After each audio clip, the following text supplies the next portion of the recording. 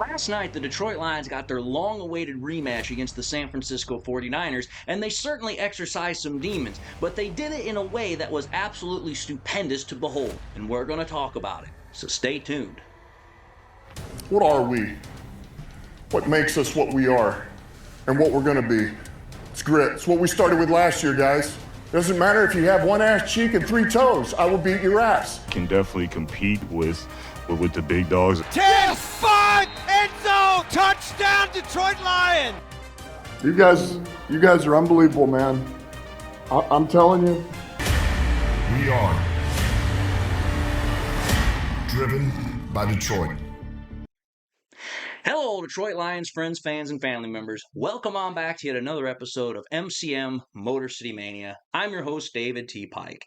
And as always, we're diving on in. My friends, I'm going to tell you this right now.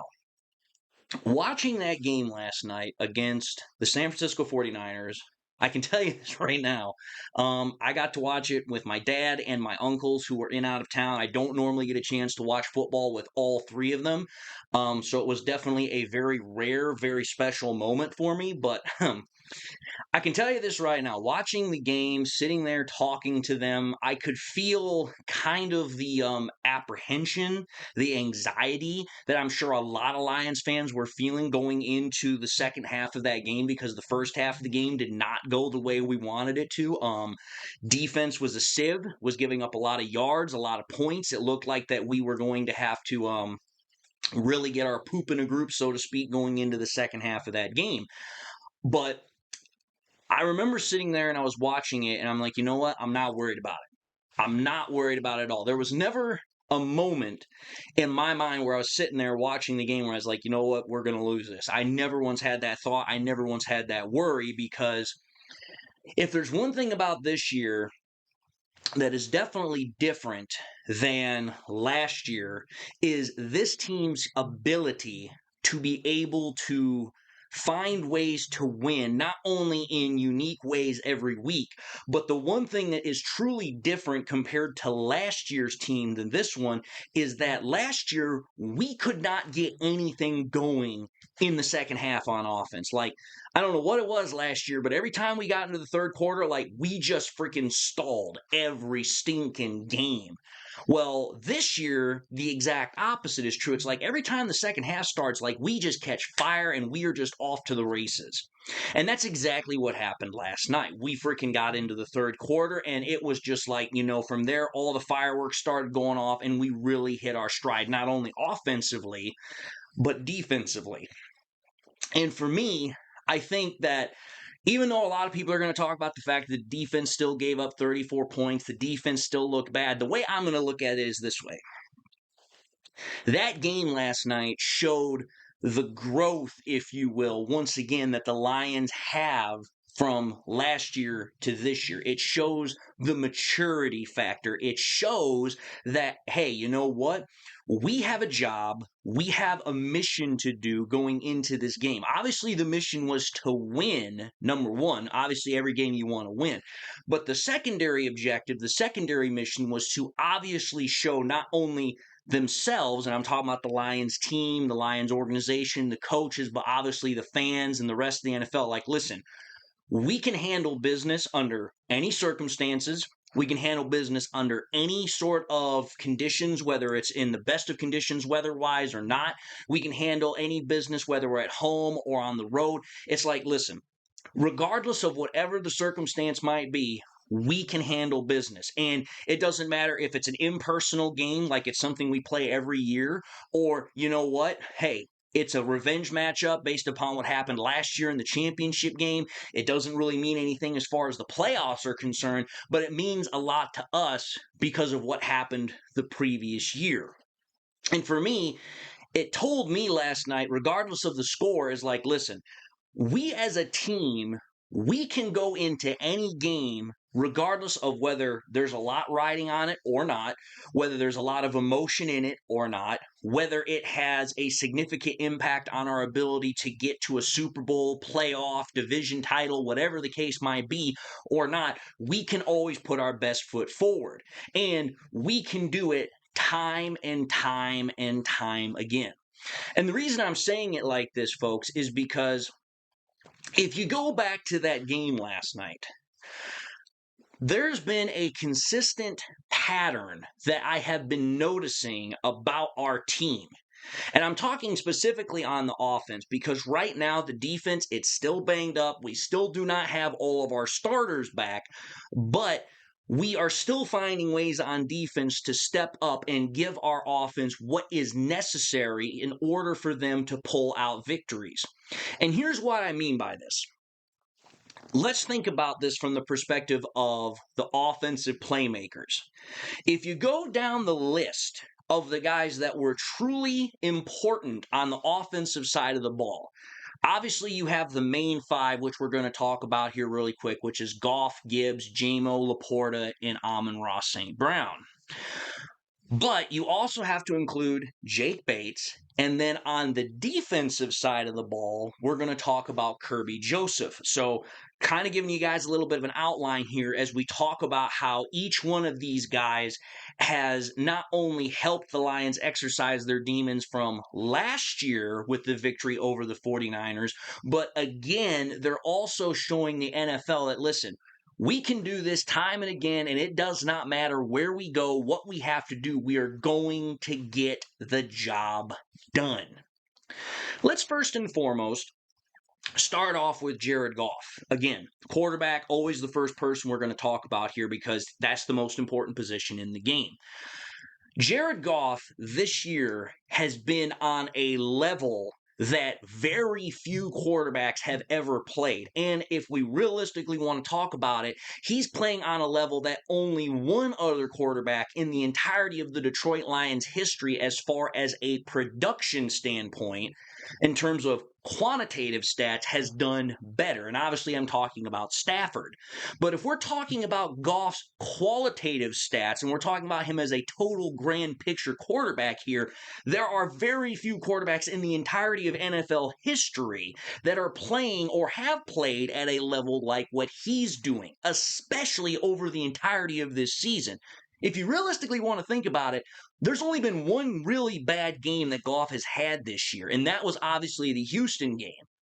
But other than that, Goff has been pretty much playing at an MVP level. And when we think about it, go back to the game last night against, obviously, the 49ers. Goff was 26 of 34 for almost 77 completion percentage rate, 303 yards for almost 9 an average a throw, 3 touchdowns, 0 interceptions with 132.4 passer rating, and a 73.3 QBR. Obviously, that QBR is probably going to fluctuate a little bit, but at the time of this recording, that's what it's at. Here's what those numbers tell me. Obviously, first and foremost, right off the bat, it tells me that Goff had an excellent game, had a damn fine game. But the other thing that it tells me is that this has become the status quo for Jared Goff. This is kind of like his normal day at the office routine. Because think about it here. Jared Goff this year has had multiple games where he has thrown 70-plus completion percentage, 80-plus completion percentage. He has had multiple games where he has thrown 100-plus passer rating, 125-plus passer rating. He's had multiple games where he's thrown 2-plus, 3-plus, 4-plus touchdown passes. And he's had multiple games where he has thrown 300-plus passing yards. That, again, I know we're in a pass-happy league, but those are not numbers that you normally see out of quarterbacks. Again, the ability that Goff is showing this year is absolutely tremendously exponential. He is playing at a level that very few quarterbacks play at. And let's understand something here. Goff just turned 30 years old, folks. We have him for another 4 more years after this. He is just now stepping into his prime. Think about that. He's playing at the top of his powers right now with more room to grow, and we've got him for another 4 more years. That ought to be exciting for Lions fans and just a dreadful thought for the rest of the NFL. So that's number one. But number two, let's now move to Jameer Gibbs. I would love to talk about David Montgomery because I believe that he is a big part of this team. But unfortunately, with his knee injury, we can't talk about him right now. But as much as freaking that Gibbs has been such a great part of this offense, you can't really talk about the development of Gibbs without talking about Montgomery. And when you take a look at what Gibbs has done over the last couple of weeks, ever since he's had to take that feature back role, you have seen how working alongside Montgomery and obviously being in his second year with this Lions offense under Ben Johnson and with Jared Goff, he has really stepped into a feature back role that it's like, hey, if for whatever reason we know this guy can carry the load. Again, last week, prior to the 49ers game, he had a 100-plus rushing yard game. This game against the 49ers, he does the exact same thing. He has an 18-rush game for 117 yards, 6.5 an average a rush with 1 rushing touchdown. Again, that is a great body of work from a guy that is a second-year running back. And again, this is from the same running back. Remember, when he got drafted at number 12 overall 2 years ago, there were a lot of outside commentators, there were a lot of outside analysts that thought that the Lions had drafted him way too high. They thought that the first running back that should have been going off the board was Bijan Robinson. And don't get me wrong, Bijan Robinson is a good running back, but I think at this point, 2 years removed from the draft, it is clearly evident who is the better running back here. It's got to be Jameer Gibbs. His production, not only running the ball, but also being a threat out of the backfield, is just absolutely off the charts. It's even much more exponential than Bijan. So that's something else to think about when you're taking a look at this and you're combining everything together about not only how the Lions exercise their demons from last year to take that next step further, but how they are really, to put it so bluntly, they are making the NFL look at the Lions and it's like, dude, forget just about how good they are this year.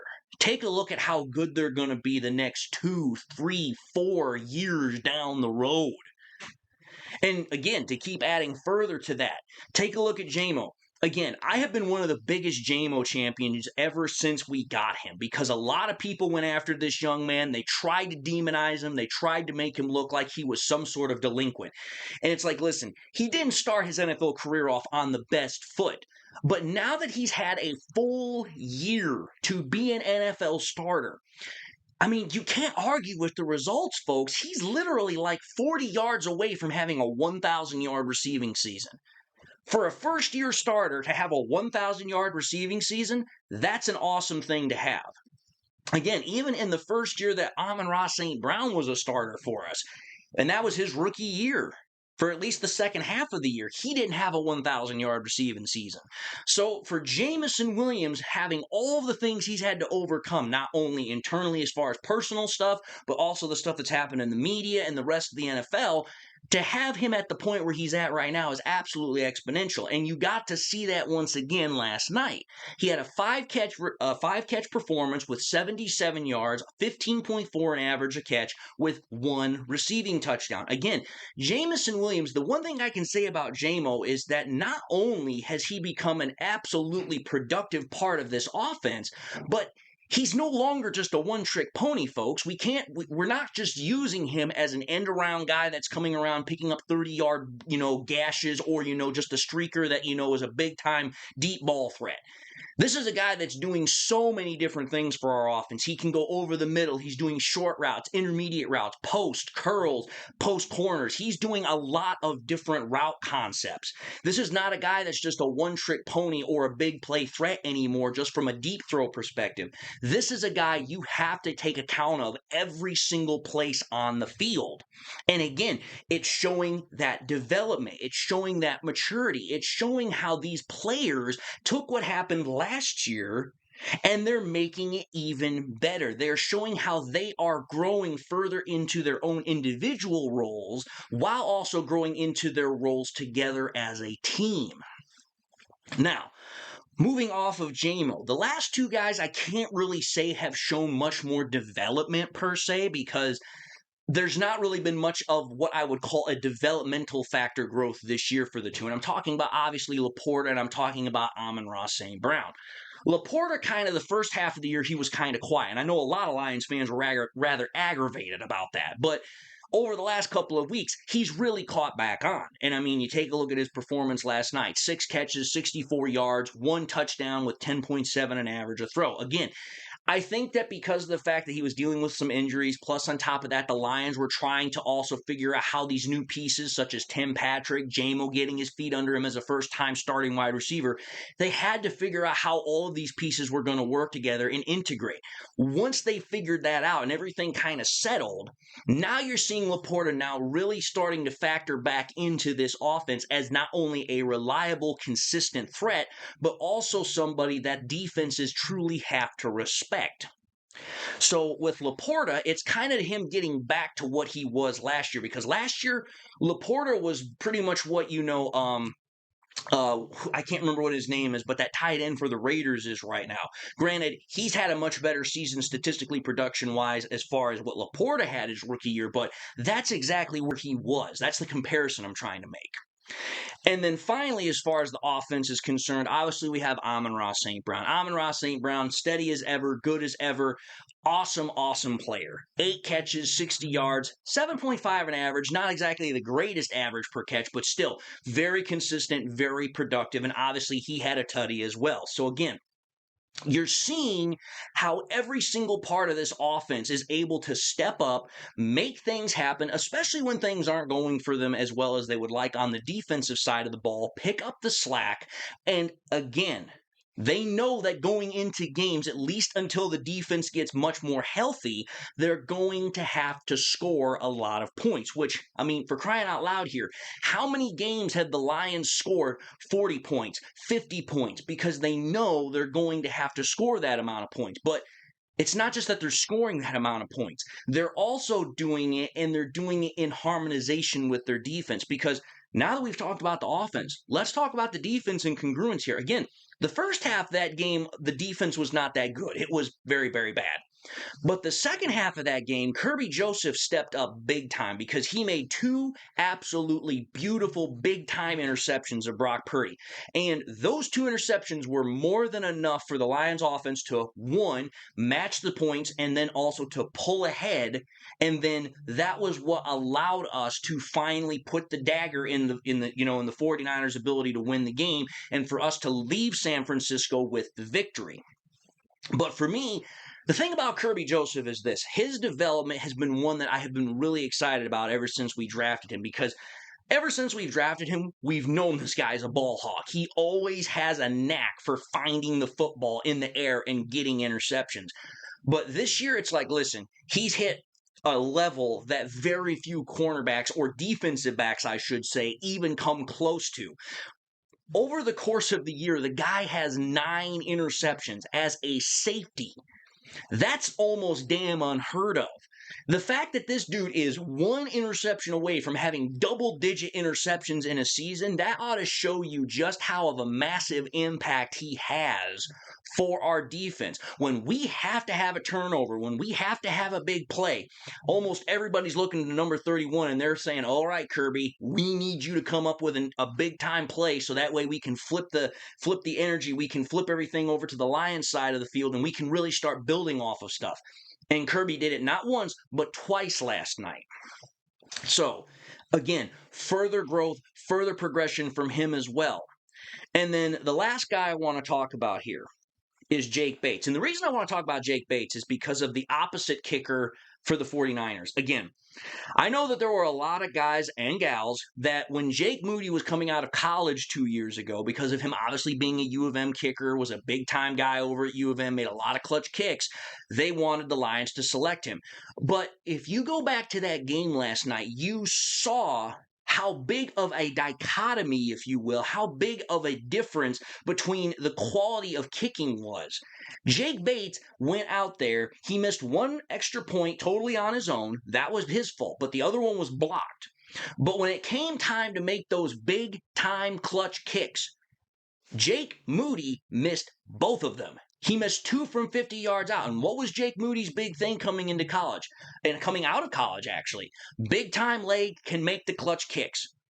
Jake Bates, on the other hand, he was in the UFL, A lot of people kind of overlooked him when he went into the UFL after he got cut by the Texans in his first stint in the NFL.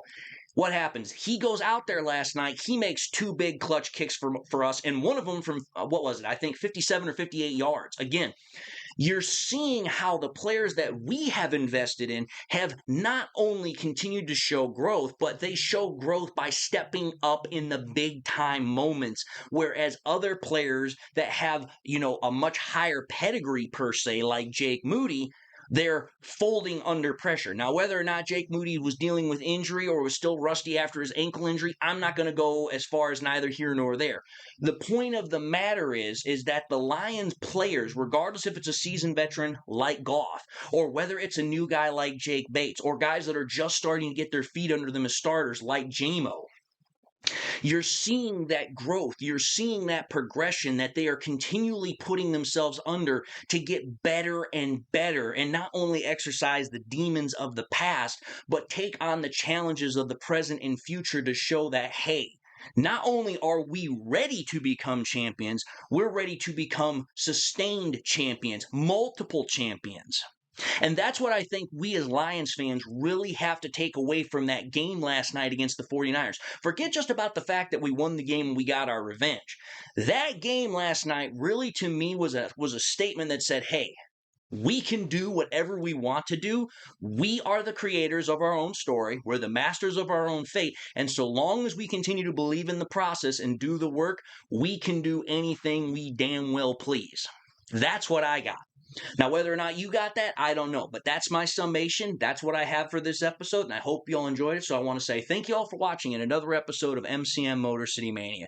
If you like what you saw, by all means, I highly encourage you all to watch the next episode. Also encourage you all to do one of these three things: like, comment, and subscribe. If by chance you subscribed in the past, you forgot to do so at the time, I want to highly encourage you all, please make sure you hit that bell notification icon so that way you guys never miss any more content that I'm pushing out. Also want to highly encourage you all, please, to share this content with your Lions friends and family members. Share it here on YouTube, share it on Twitter, share it on Facebook, share anywhere and everywhere you possibly can.